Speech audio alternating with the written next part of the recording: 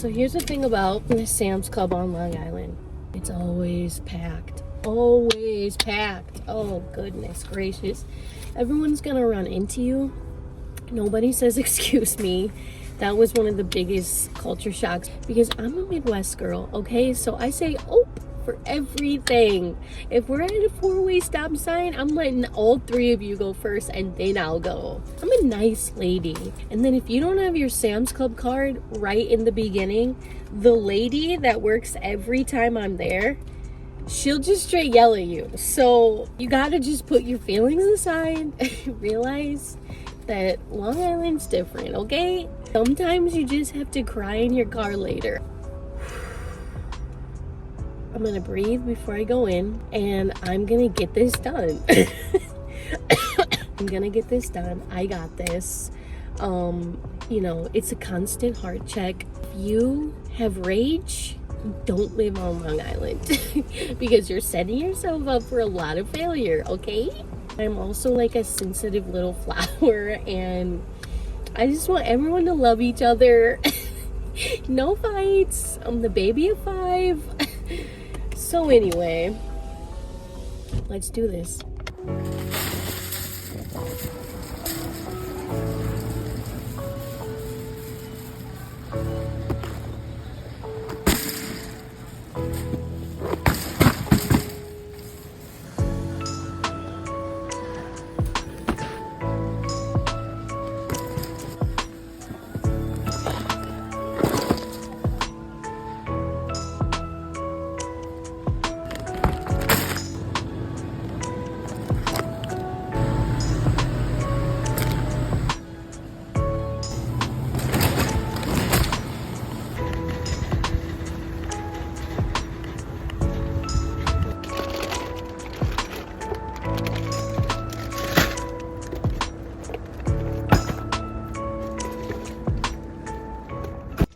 Okay, we did it. That's the end of my Sam's Club Long Island, all the things. Be blessed. I do miss the Midwest sometimes. Just something about the Midwest that's like slower and cozier. But then when I go back, I'm like, man, I could not do this. New York has trained me for like a bullfight, you know, and now I'm a bullfighter, and I could not just like not be a bullfighter anymore, except I'm a nice bullfighter, guys. But yeah, like the culture, like I love Indiana so much. It will always be my, just, you know, where I grew up, one of my favorite places. And I know it sounds silly, like even when I lived there, I was like, goodness, I have got to get out of here. And then I moved here, and I think I cried for like an entire year just because the culture shock was so crazy. It was hard, but it was worth it. Everyone finds their purpose somewhere. So if you're thriving, if you feel like you're so close to God and doing all the positive things in life and it's growing you, like the Midwest for you is amazing. But for me, I just felt stuck. I felt like, you know, I kept dropping out of college.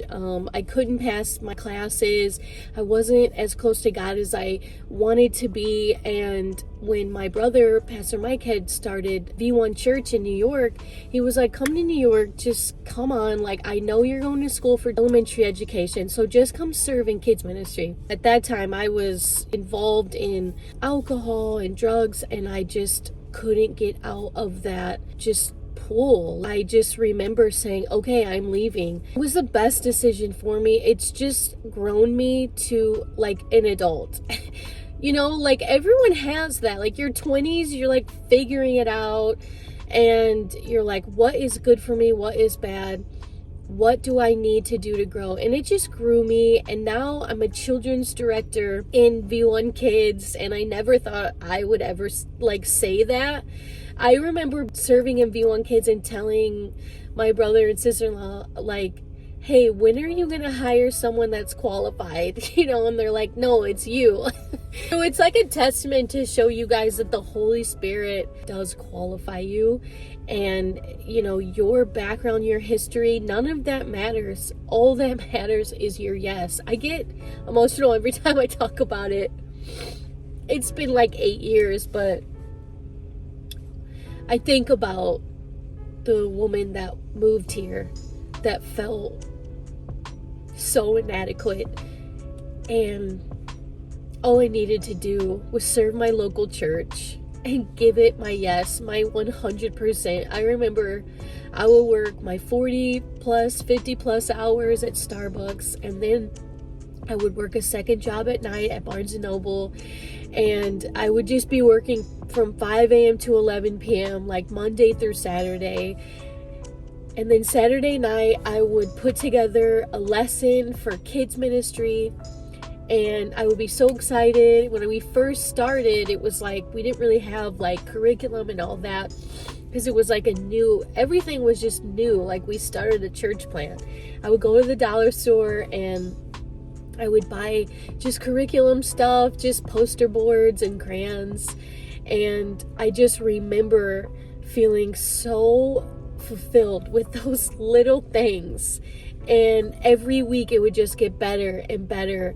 And we would build a team, and one more person would join kids. And it was like God knew what I needed. God knew I needed to move here. And so God knows what you need. Like, if you just surrender yourself and just say, God, what do you have for me? Like, join your local church, get on your community, and just be so radically vulnerable. Like, I just remember telling my leadership, like, this is it. I'm a mess.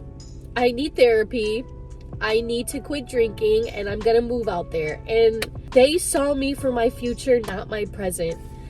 And I'm so thankful for that. I'm so thankful for strong leadership, for love, for caring people.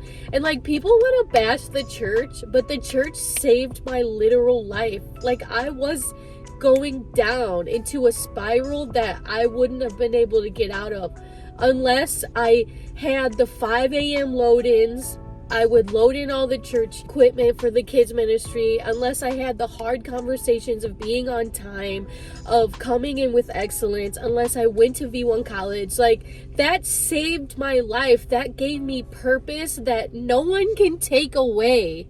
And so people want to bash the church, like ex-evangelical Christians and all these TikToks where you want to expose your pastors. Like, even if you had a bad pastor, you learned from that pastor. You learned what not to do. Learn how to pray for your pastors. Even if they're toxic, learn how to pray for them. God's teaching you something in the midst. God's not teaching you to go on TikTok and social media and expose people for who they really are. Like, people are human. Pastors are fallible. They're human beings. Leave the church and bless them on your way out and find a new church. What you're doing, like getting all these views and doing all that, like that's not going to change the world. What's going to change the world is your yes, showing up on time, being excellent, giving God your all, and being the David in the realm of herding sheep. Like, just be the David. Be the David in the church. Like, just come humble. And I'm telling you,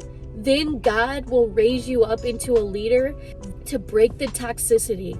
If it wasn't for my toxic pastors in my past, I would never be the leader that I am today, because I'm loving, I'm sweet, like I'm understanding, and I learned from them. And I pray for them that the Lord will bring those pastors back, and the Lord will bring them to church.